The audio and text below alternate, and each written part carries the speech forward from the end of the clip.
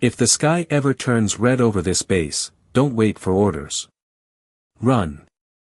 Nobody understood why Evelyn Hayes said that until the night the warning sirens finally started screaming across Black Ridge Air Base. The desert air had been still only minutes earlier. Quiet. Cold. A lonely stretch of Nevada darkness wrapped around rows of hangars, radar towers, fuel trucks, silent fighter jets sleeping beneath floodlights. Evelyn sat alone inside Radar Control Room 3, headphones resting around her neck while soft green waves rolled across the old tactical screen in front of her. Most people at the base barely noticed her anymore. To them she was just the civilian contractor who repaired weather arrays, calibrated radar drift, stayed late without complaining. Quiet women disappear easily on military bases. Especially the ones who never talk about their past. You still here, Hayes? Lieutenant Parker leaned against the doorway holding a coffee cup. Young. Confident. 24 years old with a fresh pilot patch stitched onto his sleeve like it meant he understood war already. Evelyn didn't look up from the monitor. Storm front moving southeast, she said calmly. Might interfere with comms around 0200.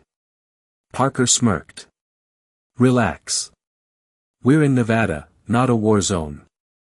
The room behind him burst into low laughter from two officers checking flight schedules.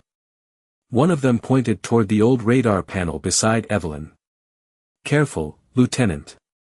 She probably thinks aliens are coming next. Evelyn stayed silent. Her fingers adjusted a dial with mechanical precision. Tick. Tick. Tick. The tiny motion almost looked automatic, like muscle memory from another life. Parker took a sip of coffee before lowering his voice. Listen, Colonel Mercer wants all civilian staff moved underground if any alerts trigger tonight. Standard precaution. Finally Evelyn looked at him. Pale blue eyes. Steady. Empty in a way that made people uncomfortable if they stared too long. Underground won't matter if they come from high altitude, she said softly. The joking stopped for half a second. Parker forced a laugh. Who's coming, Russia? Evelyn turned back toward the screen. Nobody announces themselves. Anymore. Outside, wind rolled across the runway with a low hollow whistle. Somewhere in the distance, maintenance crews secured equipment against the incoming desert storm. Black Ridge was one of the most advanced tactical air command bases in the western United States. At least that was the public story. What most personnel didn't know was that deep beneath the concrete sat an experimental tracking system capable of detecting aircraft long before standard military radar could identify them. Evelyn knew because 10 years earlier she helped design the original combat model overseas. Back before Ghost Echo Tactical Wing disappeared from official records. Back before her call sign was erased. A sharp static crack suddenly burst through her headset. Her hand froze instantly. Another pulse followed. Low frequency. Rhythmic. Not weather interference. Not civilian aircraft. Something older.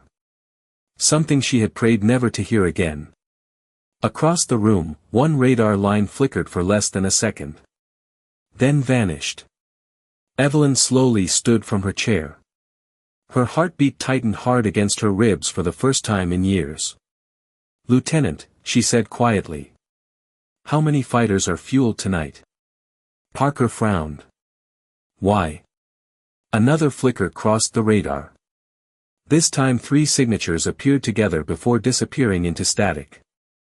Evelyn's face lost color. Because, she whispered while distant sirens suddenly exploded across the entire base, they found us. The first explosion of sound came from the runway speakers. A mechanical voice echoed through Black Ridge Air Base with cold precision. Alert condition crimson. All personnel report to designated emergency stations immediately. Red warning lights flashed across the ceiling of Radar Control Room 3. Officers rushed past the doorway carrying tablets, flight helmets, classified binders. Somewhere outside, jet engines roared awake one after another, shaking the glass panels hard enough to rattle coffee cups across desks. Lieutenant Parker stared at Evelyn. "How did you know?" She did not answer. Her eyes stayed fixed on the radar screen where ghost signatures kept flickering through static. 3 blips. Then 5. Fast. Organized. Too disciplined to be random interference. The room suddenly felt smaller. Colder. Evelyn slipped the headset over her ears again. Beneath the screaming alarms she heard it clearly now. Burst pattern signal hopping. Military grade. Old doctrine. Her stomach tightened. "No," she whispered under her breath. "They are using shadow split formation." Parker frowned. "Using what?" Before she could answer, Colonel Daniel Mercer stormed into the control room surrounded by tactical officers. Tall. Gray-haired. Calm under pressure in the way only career commanders could be. He moved straight toward the main screen where incoming data scrolled in red across the display. Report. A radar operator swallowed hard. Unknown aircraft entering restricted airspace from the northwest. Velocity approximately 680 miles per hour. Identification systems are failing. Mercer's jaw tightened. Electronic warfare. Looks like it, sir. Another officer pointed toward the tactical map. We lost satellite confirmation 30 seconds ago. Mercer immediately began issuing orders. Launch defensive patrol. Move civilian staff underground. Activate countermeasure protocols. Then his eyes landed on Evelyn standing silently beside the old radar console. Why is she still here? Parker hesitated. Sir, she identified the incoming signatures before the alarm started. Mercer barely reacted. That does not change protocol. Ms. Hayes, bunker level now. Evelyn slowly removed one side of the headset. If you launch now, they will force your fighters east. Mercer crossed his arms. Excuse me. Her voice remained calm even while warning lights painted the room blood red. The first wave is not the strike package. They want your pilots chasing shadows while the real aircraft move below radar range. Several officers exchanged confused looks. One commander shook his head. That is impossible. We would see low-altitude movement. Evelyn pointed toward the tactical screen. Not during a storm front. Silence hit the room for a brief second. Outside, thunder rolled across the Nevada desert. Colonel Mercer studied her carefully now. Not as a civilian. Not entirely. How? Would you know that? Evelyn looked away from him toward the radar flickering beside her. Old memories pressed against the back of her mind. Burning skies over dark water. Voices screaming through damaged headsets. A call sign she had buried years ago. Because I have seen this before, she said quietly. Suddenly every monitor inside the control room flashed black. The overhead lights dimmed. Static exploded through the communications channel. Then a classified tactical system buried deep beneath the base powered itself online automatically. One line of text appeared across the central screen in sharp white letters. Authorization match detected. Several officers stepped back in confusion. Another line appeared beneath it. Former tactical controller verified. Colonel Mercer's face slowly changed. Who exactly are you? Evelyn never answered. She was staring at the final line now appearing across the screen. Call sign reactivated, Falcon Veil. The room went completely silent except for the low hum of tactical servers waking beneath the base. Nobody moved. Nobody even breathed normally anymore. The glowing words call sign reactivated, Falcon Veil stayed frozen across the central screen while red emergency lights swept slowly over stunned faces. Lieutenant Parker looked at Evelyn like he was seeing a different person standing in front of him. Falcon Veil, he whispered. That was not real. That was just a Cold War ghost story. Evelyn lowered her eyes. Most ghost stories start somewhere. Colonel Mercer stepped closer now, his expression harder than before. Not fear. Calculation. I want full clearance confirmation immediately. A technician hurried to the secondary terminal, fingers shaking across the keyboard. The classified system responded almost instantly. Access level, Omega Black. Status, sealed by Joint Command Authority. The young technician swallowed hard. Sir, this file is above base command clearance. Mercer stared at the screen for another second before looking back at Evelyn. You worked for Tactical Air Defense? A long time ago. No, his voice sharpened. People do not trigger Omega Black systems by fixing weather equipment. Outside the control room windows, fighter jets began rolling onto the runway under flashing blue guidance lights. The entire base had transformed into controlled chaos. Security vehicles crossed the tarmac at full speed while loudspeakers repeated evacuation orders over the storm winds. Evelyn barely noticed any of it. Her attention stayed fixed on the radar signatures moving through static. Too smooth. Too disciplined. Every movement followed timing patterns she recognized down to the second. Her chest tightened quietly. They had not changed their doctrine. A communications officer suddenly shouted from the far side of the room. Sir, 2 patrol fighters lost radar lock after takeoff. Another voice followed immediately. We are getting false echoes all over the grid. Mercer cursed under his breath. How many targets? We cannot tell anymore. Evelyn closed her eyes briefly. She could already picture the sky outside without seeing it. High-altitude decoys. Electronic masking. Pressure tactics designed to split defensive formations apart before the real approach. The exact same strategy used over Black Gulf 9 years earlier. The same operation that erased Ghost Echo Tactical Wing from existence. Parker noticed her expression change.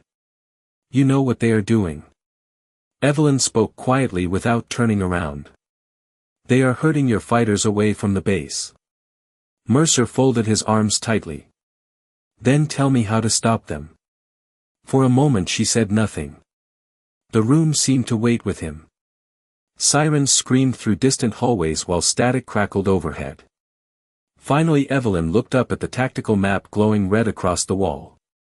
You are defending the wrong altitude. One officer shook his head immediately. That is impossible. Their signatures are all above 30,000 feet. Evelyn walked toward the display for the first time since the alarm started. Calm. Measured. Every step strangely familiar, like she had crossed rooms like this her entire life. Her finger touched a dark section beneath the storm pattern. That is where the real aircraft are. Mercer narrowed his eyes. You can see through electronic masking. No, she paused softly. I remember the timing. Another silence settled over the room. He studied her carefully now. Not as a contractor. Not even as former military. Something else entirely. One of the older officers near the back suddenly spoke in a quiet strained voice. Sir. I know that call sign. Everyone turned toward him. Commander Elias Grant looked pale beneath the emergency lights. Nearly 50 years old. Former Navy tactical coordinator before transferring stateside years earlier. His eyes never left Evelyn. Falcon Veil coordinated the Black Gulf evacuation. Parker frowned. The carrier rescue? Grant nodded slowly. 214 personnel survived because somebody redirected enemy aircraft long enough for the fleet to escape. He swallowed hard before continuing. Official reports said the controller died during the operation. Evelyn looked away from him toward the storm outside the glass. Official reports leave out a lot of things. Then suddenly every radar monitor inside the room flashed bright white. A warning tone screamed through the speakers. Incoming low-altitude contacts detected. Distance, 60 miles. Closing fast. Colonel Mercer turned sharply toward Evelyn as the first distant roar of jet engines rolled across the Nevada sky like thunder. The sound hit the base before anyone saw the aircraft. A deep rolling vibration moved through the concrete floor beneath Radar Control Room 3, subtle at first, then stronger with every passing second. Coffee rippled inside abandoned cups. Ceiling lights trembled. Outside the narrow reinforced windows, maintenance crews stopped running long enough to stare toward the dark horizon beyond the storm clouds. Colonel Mercer turned sharply toward the tactical display where red warning indicators multiplied across the grid faster than the system could track them. How many contacts? A radar operator swallowed hard. At least 12 confirmed low-altitude signatures, sir. Possibly more hidden inside the interference field. Another alarm exploded through the room. Runway targeting systems are unstable. Mercer snapped toward the communications desk. Get me visual confirmation now. Evelyn already knew what they would see. Her hands rested quietly against the edge of the tactical console while distant engine thunder rolled closer across the Nevada desert. The sound carried memories with it. Cold carrier decks. Black water beneath burning skies. Voices screaming through static while she counted seconds that determined who survived. Commander Grant stared at her carefully now. You recognized the formation before the system did. She nodded once. Because this is not an attack yet. Parker looked confused. What does that mean? Evelyn's eyes never left the radar. It means they want us scared first. Right on cue, every exterior floodlight around the western runway suddenly shut off at once. Darkness swallowed half the base. Several officers cursed under their breath as backup generators kicked in seconds later. The tactical room glowed entirely red now. Emergency power. Emergency protocols. Emergency breathing from nearly everyone except Evelyn Hayes. Mercer stepped beside her. Tell me exactly what they are doing. Her answer came instantly. Phase 1 isolates communications. Phase 2 forces defensive launch patterns. Phase 3 makes the base expose its air defense positions. One of the younger officers shook his head. Nobody uses phased intimidation tactics anymore. Evelyn looked at him calmly. They do. Then the first fighter jet finally broke through the clouds overhead. Even through reinforced glass, the scream of the engines rattled the entire room.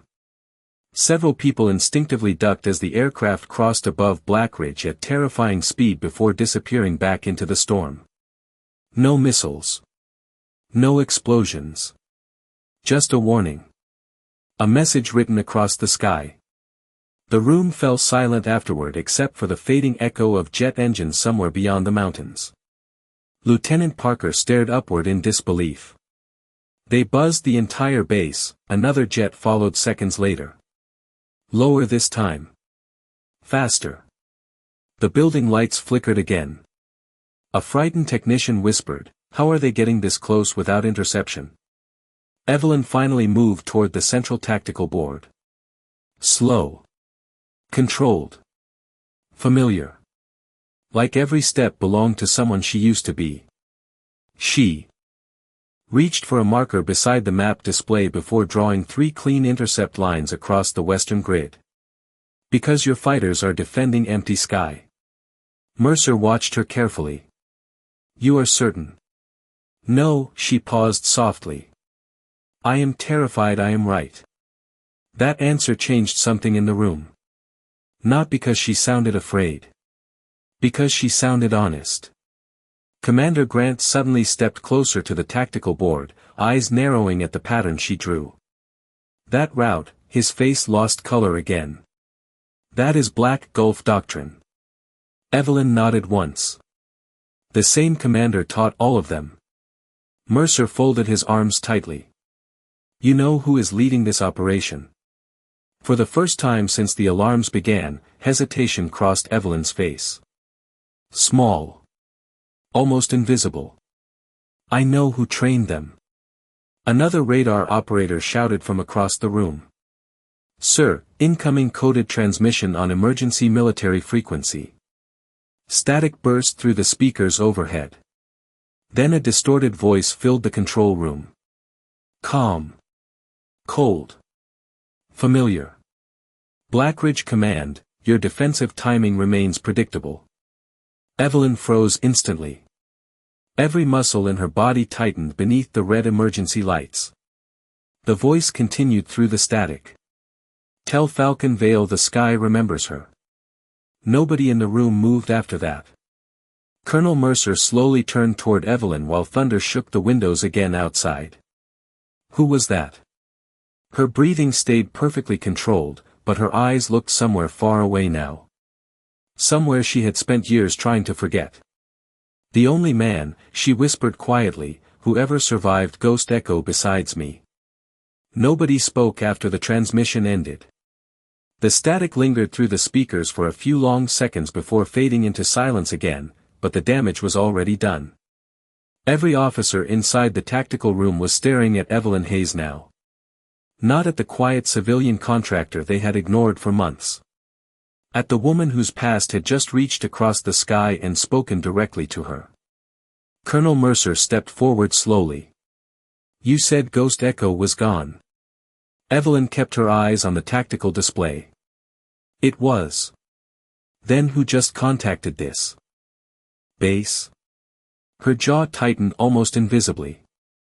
Someone who was never supposed to survive. Outside, another wave of jet noise thundered across the desert. Lower this time. Closer. Red warning lights reflected across the reinforced windows while fighter crews rushed beneath the storm clouds preparing aircraft that could barely maintain radar lock anymore. Commander Grant looked pale beneath the emergency lighting. I remember hearing rumors after Black Gulf, he said quietly. One controller disappeared. One pilot vanished during extraction. Nobody ever found the wreckage. Evelyn finally looked toward him. Because there was no wreckage. Parker frowned. Wait, you knew he was alive this whole time? No, her answer came softer than before. I hoped I was wrong. A radar operator suddenly shouted from across the room. Sir, incoming contacts just split into 4 attack vectors. Another officer cursed under his breath. They are circling us. Mercer turned sharply toward the tactical board. Can we launch interceptors or not? Not safely, sir, the operator replied. Targeting systems keep shifting every few seconds. Evelyn watched the changing radar patterns carefully. Calm on the outside. Storm underneath. She recognized every movement. Every hesitation. Every false opening designed to pressure commanders into mistakes. He was not trying to destroy Blackridge yet. He was testing them. Testing her. He wants us reactive, she said quietly. Mercer looked toward her immediately. Explain. Evelyn stepped closer to the tactical screen where 4 blinking formations moved around the base perimeter like wolves circling in darkness. If you scramble every fighter now, he will force your pilots into separated pursuit paths. Once your formation stretches thin, she stopped. Mercer finished the sentence himself. The base becomes exposed. She nodded once. A younger officer crossed his arms. So what? We just sit here while enemy aircraft violate military airspace. Evelyn turned toward him calmly. You survive long enough to understand the battlefield first. The room fell quiet again. Not because she raised her voice. Because she sounded like someone who had already lived through this exact nightmare before. Mercer studied her carefully. You keep saying he. Who is he? Evelyn stared at the radar for another moment before answering. Captain Adrian Cross. Commander Grant inhaled sharply. Cross was declared missing in action almost 10 years ago. Officially, Evelyn replied. Parker looked confused. If he was one of yours, why attack this base? A faint sadness crossed her face for the first time all night. Because Ghost Echo was never abandoned by the enemy. Thunder rolled overhead again, louder now. Somewhere outside, anti-air defense batteries rotated toward the clouds while warning sirens echoed across the runway. Mercer lowered his voice. "What happened to your unit?" Evelyn did not answer immediately. Her eyes drifted toward the storm beyond the glass where distant aircraft lights flickered inside black clouds like ghosts moving through smoke. "We followed orders," she said quietly. Then command disappeared. Nobody interrupted her. Cross stayed behind to cover the evacuation route. I redirected enemy aircraft long enough to get survivors out. Her breathing slowed carefully. Controlled. Practiced. When I looked back, his signal was gone. Parker swallowed hard. "You thought he died?" I watched his aircraft disappear from radar. Another silence settled over the room. Heavy. Human. Then suddenly every monitor flashed with a new incoming transmission request. The coded military frequency reopened automatically. Static hissed through the speakers before the same calm voice returned. "Closer now. More personal." "Evelyn," Adrian Cross said softly through the storm. "Tell them what really happened to Ghost Echo." The voice disappeared into static again, but nobody inside the tactical room moved afterward. It felt like the air itself had changed. Colonel Mercer stood completely still beside the central display while rain hammered harder against the reinforced windows outside. Across the runway, emergency floodlights cut through sheets of desert storm as armed crews scrambled between aircraft shelters. Black Ridge Air Base no longer looked untouchable. It looked hunted. Evelyn Hayes slowly removed the headset from one ear, her expression unreadable beneath the pulsing red lights. Lieutenant Parker stared at her carefully now, no trace of mockery left in his face anymore. "What did he mean?" Parker asked quietly. "What really happened to Ghost Echo?" Evelyn looked down at the tactical map glowing beneath her fingertips. Tiny blinking aircraft signatures circled the base perimeter like predators waiting for weakness. "We completed the mission," she said softly. "That was the problem." Commander Grant frowned. "Completed what mission?" Before she could answer, another warning alarm erupted across the room. A radar technician shouted over the noise. "Sir, enemy aircraft just shifted altitude again. They are forcing our tracking systems into loop delay." Mercer turned sharply toward the operators. "Can we still launch?" "Yes, sir," the technician replied nervously. "But our pilots will be flying partially blind." Silence settled over Mercer's face for a moment. The weight of command. The impossible math of deciding who might not return. Evelyn recognized that look instantly. She had seen it before in dark command rooms thousands of miles from home. Slowly she stepped toward the tactical board again. "Do not launch yet." Several officers reacted immediately. "Sir, we cannot just sit here. We are losing defensive windows." "If they strike first," Mercer raised a hand sharply, silencing the room without looking away from Evelyn. "Explain." Her voice stayed calm. Controlled. Almost quiet enough to disappear beneath the sirens. "Cross is not trying to destroy this base tonight." Parker looked confused again. "Then why bring combat aircraft?" "Because he wants something worse." She tapped the tactical map once near the western mountain corridor. "He wants the base to panic." Another jet screamed overhead somewhere beyond the clouds, shaking dust loose from the ceiling vents. Evelyn barely reacted. Every movement he has made tonight follows old Ghost Echo pressure doctrine. Threat display. Radar saturation. Psychological compression. Commander Grant slowly nodded. Force command into reactive mistakes. Evelyn looked at him once. Exactly. Mercer crossed his arms. Tightly. "So what happens if I scramble the fighters now?" Her answer came immediately. Cross separates them.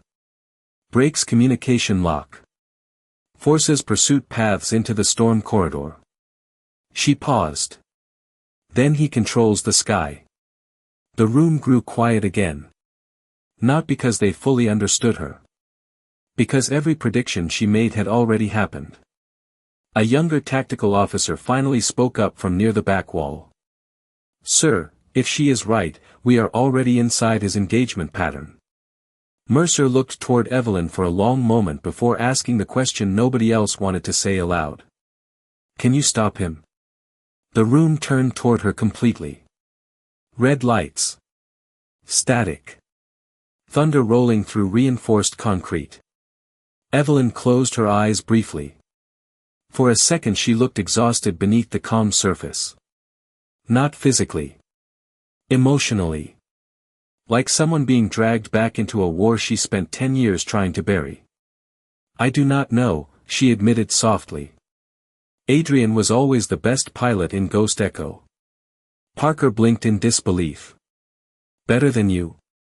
A faint humorless smile crossed her face. "I never flew the aircraft." Mercer frowned. "Then what exactly did you do?" Evelyn opened her eyes again. Pale blue under the emergency lighting. "I controlled the battlefield." Nobody answered after that. Because suddenly the quiet woman fixing radar systems did not seem quiet anymore. She seemed dangerous in a completely different way. Another coded transmission tone suddenly echoed across the room. The same frequency. The same voice. Adrian Cross returned through the speakers, calmer now, almost tired beneath the static. "Evelyn," he said softly. "Tell them what command traded your unit for." Her face changed instantly. Tiny. Almost invisible. But Mercer noticed it. Pain. Real pain. The kind that survives long after war ends. Then Cross spoke one final sentence into the storm. "Tell them why you disappeared." Rain slammed against the reinforced windows hard enough to blur the runway lights outside into streaks of white and red. Inside the tactical room, nobody spoke after Adrian Cross's final words faded into static. The silence felt heavier than the alarms now. Colonel Mercer watched Evelyn Hayes carefully, waiting for her to say something that would explain why enemy aircraft were circling an American air base while speaking to a civilian radar technician like an old ghost from a forgotten war. Evelyn stared at the tactical board without blinking. Her reflection trembled faintly across the glowing screen. "Ghost Echo was never supposed to exist," she said quietly at last. Commander Grant lowered his eyes immediately. He already knew enough to understand where this story was going. 10 years ago, Evelyn continued softly, our unit intercepted communications proving a private defense network was selling military tracking systems overseas. Parker frowned. American systems? Evelyn nodded once. Prototype guidance software. Aircraft signatures. Countermeasure algorithms. Mercer's expression darkened. Someone inside command authorized it. Someone above command.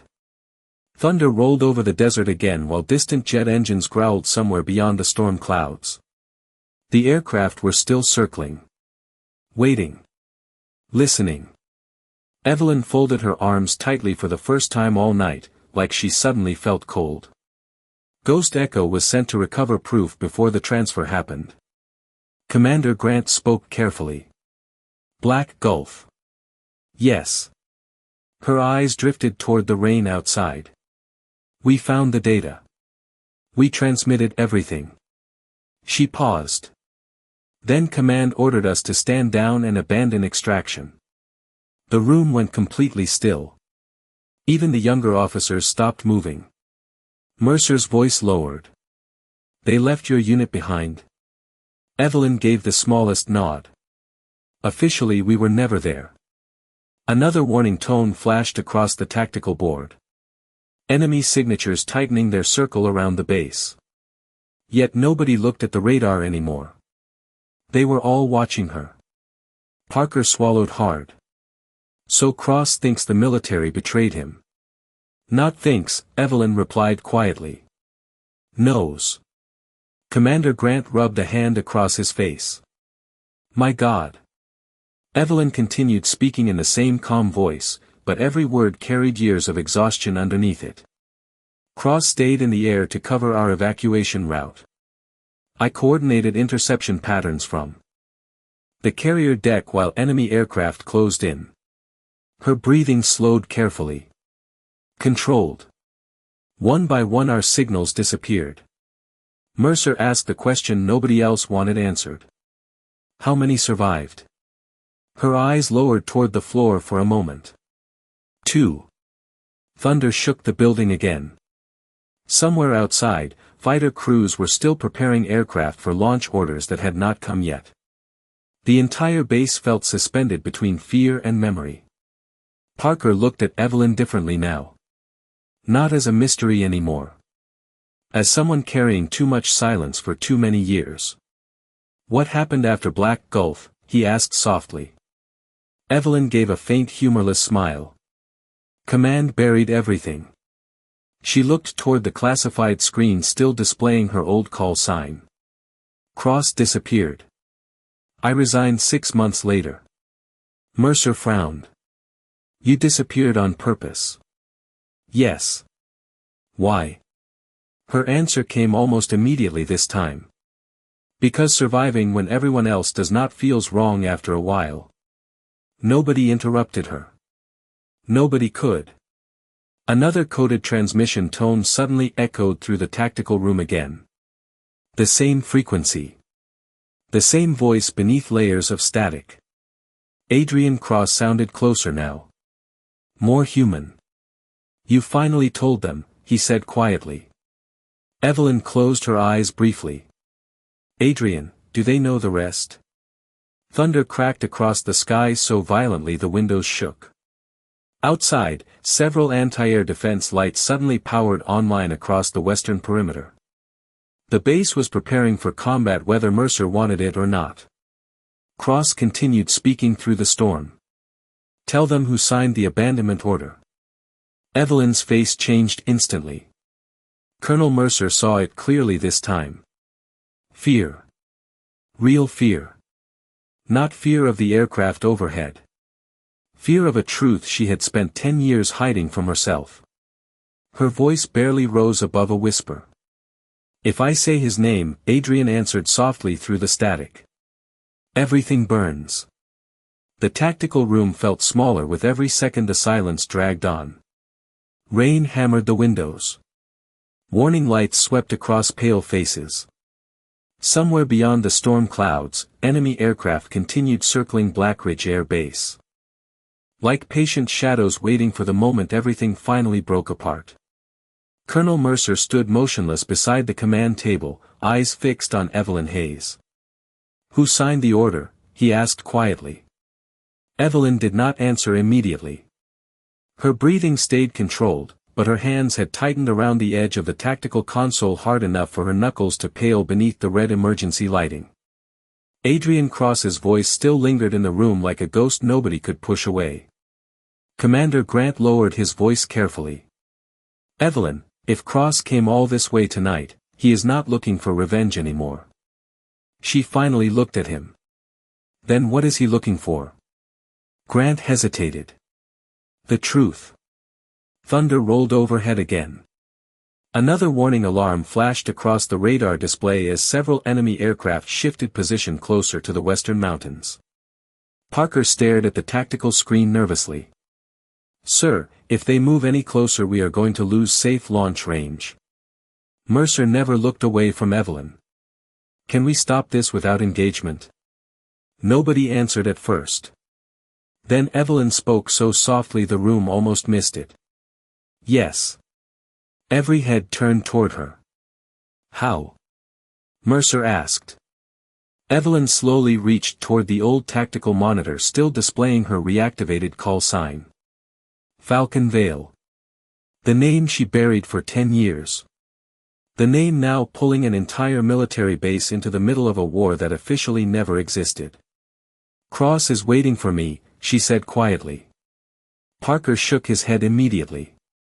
Absolutely not. Mercer remained silent. Evelyn continued. He has had opportunities to strike all night. He has not taken them. Commander Grant nodded faintly. Because this was never about the base. Evelyn looked toward the storm outside the glass. No, her reflection shimmered faintly against the dark window.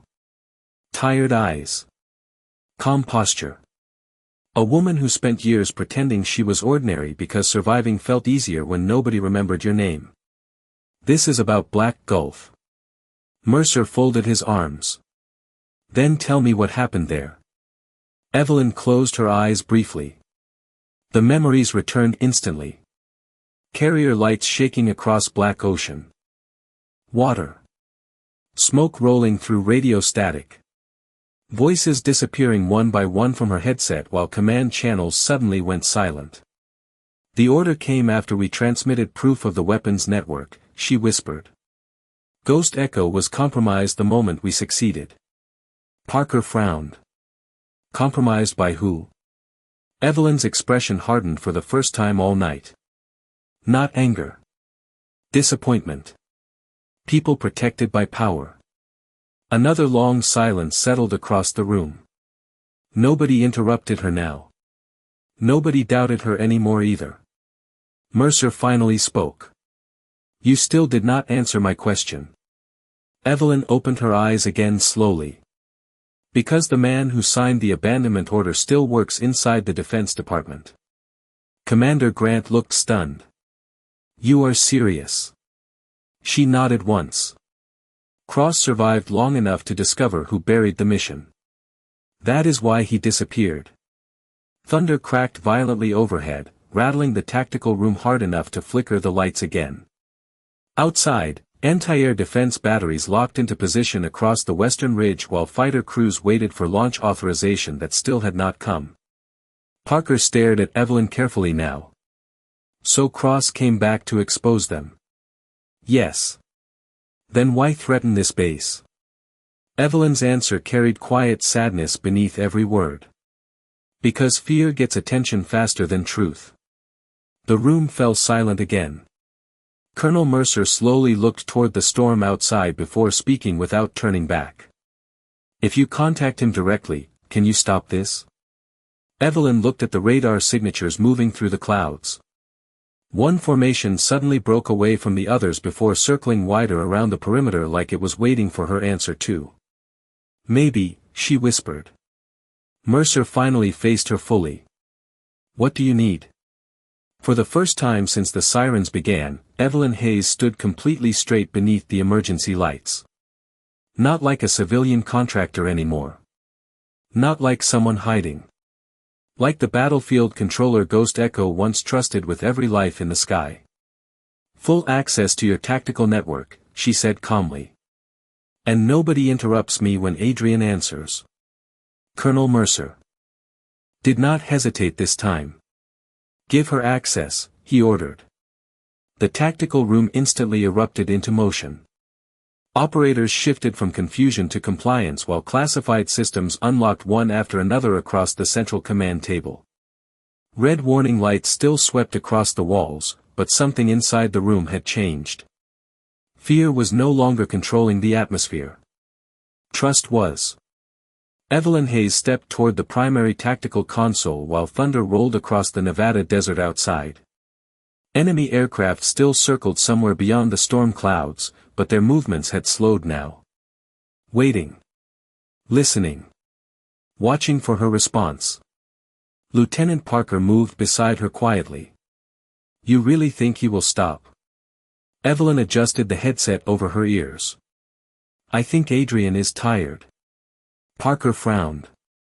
Tired people do not surround military bases with fighter jets. A faint sadness crossed her face. Sometimes they do when nobody else listens. Colonel Mercer activated the encrypted communications channel himself before stepping back from the console. You have one chance, Ms. Hayes. Evelyn nodded once. Then she pressed the transmit key. Static filled the room for several long seconds. Rain hammered the glass. Radar signals pulsed softly across the screens. Every person inside the command center stood completely still waiting for a voice from the storm. Finally it came. Calm. Familiar. Human beneath the exhaustion. "Hello, Evelyn." She closed her eyes briefly after hearing him. 10 years disappeared inside that single moment. "You should not have come here, Adrian." A low breath crackled through the speakers. Almost a laugh. Neither should Ghost echo. Nobody in the room moved while they spoke. This no longer sounded like military negotiation. It sounded like survivors carrying the same wound differently. Evelyn looked toward the tactical display where enemy formations continued circling beyond radar lock. "You made your point." "Did I?" Adrian asked quietly. "Because command buried us once already." Her voice stayed calm. "Blackridge is not your enemy." "No," he admitted softly. "But fear travels faster than evidence." Colonel Mercer exchanged a glance with Commander Grant. Even now Adrian Cross did not sound like a terrorist. He sounded like a man abandoned too long ago. Evelyn lowered her eyes for a moment before speaking again. "If you expose the network this way, innocent people get dragged into it." Silence answered her briefly. Then Adrian finally spoke again. "You still sound exactly the same." Another fighter jet roared somewhere high above the storm clouds outside before fading back into darkness. The tactical room lights flickered softly. Nobody interrupted them. Nobody dared. Evelyn tightened her grip slightly around the headset cord. "Listen to me carefully," she whispered. "Ghost Echo survived because we protected people. Do not become the thing they turned us into." The static hummed quietly between them. Then Adrian asked the question she feared most. "And after tonight? They erase us again?" Evelyn slowly looked around the tactical room. Officers. Technicians. Pilots. People who had spent hours watching a quiet civilian woman become the calmest person inside a military crisis. Colonel Mercer met her eyes once and gave the smallest nod. A promise without words. Evelyn looked back toward the storm outside the glass. "Not this time." Another silence followed. Longer now. Softer. Then one by one the enemy aircraft signatures on the tactical display began turning away from Blackridge Air Base. The operators noticed first. "Sir, they are pulling back." Parker stared at the radar in disbelief. "They are actually leaving." Across the speakers, Adrian exhaled slowly. Tired. Relieved. "Goodbye, Falcon Veil." Evelyn's voice barely rose above a whisper. "Come home someday." Static answered her. Then the signal vanished completely. Outside, the storm clouds slowly drifted east across the desert while distant engine noise faded farther into the night sky. Inside the tactical room, nobody spoke for several long seconds. Finally Colonel Mercer stepped beside Evelyn and looked at the old classified call sign still glowing across the screen. Falcon Veil. The ghost they buried. The woman who just prevented a war without firing a single shot. Mercer straightened quietly beside her. Not dramatic. Not ceremonial. Just respect. Real respect. Evelyn noticed but said nothing. She simply removed the headset, placed it carefully on the console, then looked toward the first pale hint of sunrise appearing beyond the storm. "Some people survive war," she said softly. "Others carry it forever."